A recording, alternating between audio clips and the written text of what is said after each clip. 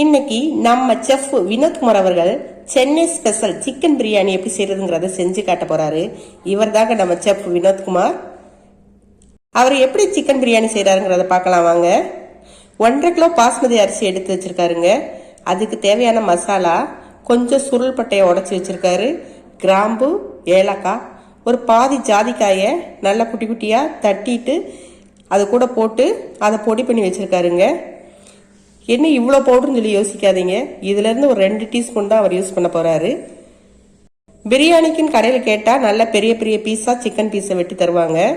அதை நல்லா க்ளீன் பண்ணி வச்சுருக்காருங்க. இப்போ அதில் 1 டீஸ்பூன் மஞ்சள் தூள், தேவையான அளவு சிக்கன் 65 பவுடர், ஒரு 1/2 லெமன் அதில் பிழிஞ்சு விட்டுட்டாரு, 2 டீஸ்பூன் இஞ்சி பூண்டு பேஸ்ட்டு, ஒரு 1/2 கப்பு தயிர், தேவையான அளவு உப்பு போட்டு நல்லா இதை மிக்ஸ் பண்ணி ஒரு 1/2 மணி நேரம் ஃப்ரிட்ஜில் எடுத்து வச்சுட்டாருங்க.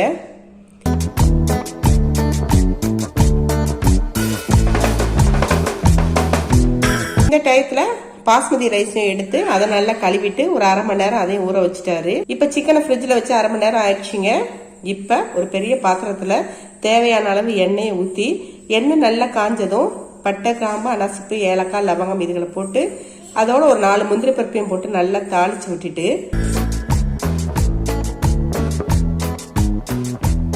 முந்திரி பருப்பு நல்லா ப்ரௌனிஷா ஆனதும் நறுக்கி வச்சிருக்க வெங்காயத்தை அதில் சேர்த்து வதக்கி விட்டுட்டு, வெங்காயம் வதங்குற நேரத்தில் ஒரு 50 கிராம் முந்திரி பருப்பு எடுத்து அது மிக்சியில் போட்டு அதை அரைச்சி வச்சுட்டாரு.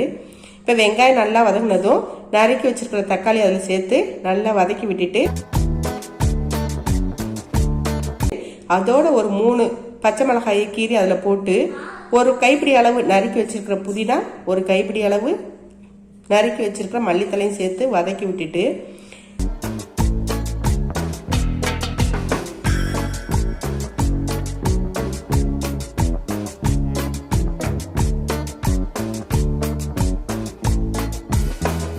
அதோட இஞ்சி பூண்டு பேஸ்ட்டையும் சேர்த்துட்டு ஒரு 1/2 லெமனை பிழிஞ்சு விட்டுட்டு 1/2 கப்பு தயிர் ஆட் பண்ணி நல்லா கிளறி விட்டுட்டாருங்க.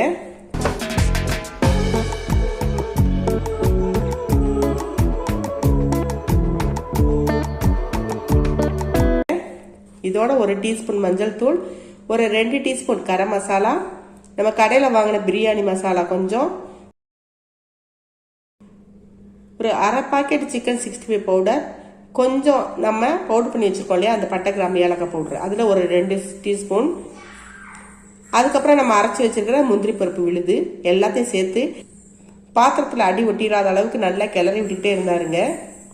அதுலேருந்து எண்ணெய் பிரிஞ்சு வந்ததும் இப்போ ஊற வச்சிருக்கிற சிக்கனை எடுத்து அதையும் அதில் போட்டு சட்டி அடிப்பிடிக்காமல் நல்லா கிளறி விட்டுக்கிட்டே இருந்துட்டு கொஞ்சமாக அதில் தண்ணியை சேர்த்து வேக விட்டாருங்க.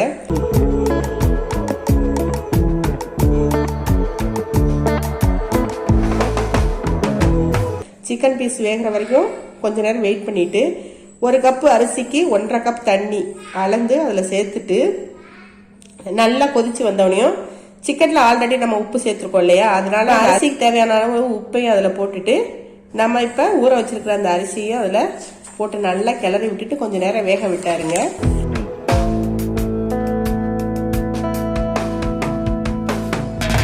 கொஞ்ச நேரத்தில் அந்த அரிசி வெந்துருச்சு.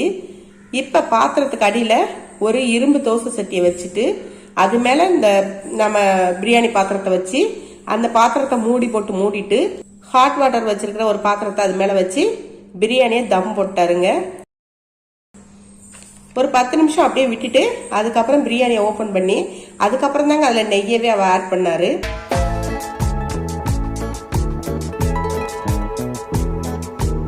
நெய்யை ஆட் பண்ணி விட்டுட்டு அந்த பிரியாணி நல்லா கிளறி விட்டாருங்க. அப்பா அதனுடைய ஸ்மெல் அந்த ஸ்ட்ரீட்டு கடைசி வரைக்கும் கமகமகமான வாசனையா இருந்துச்சுங்க. அப்படியே பசியை தூண்டி விட்டுருச்சு. சாதம் ஒன்னோட ஒன்று ஒட்டாம அவ்வளவு பக்குவமா செஃப் ஸ்டைல பரிமாற வேற செஞ்சுட்டாருங்க. சிக்கன் 65 தயிர் பச்சடியோட ஒரு கட்டு கட்டிட்டோங்க. எங்க செஃப் வினோத்குமார் அவர்களுக்கு பாராட்டு மழை தான் போங்க. நீங்களும் எங்க செஃப் ஸ்டைல்ல சென்னை சிக்கன் பிரியாணி செஞ்சு அசத்துங்க.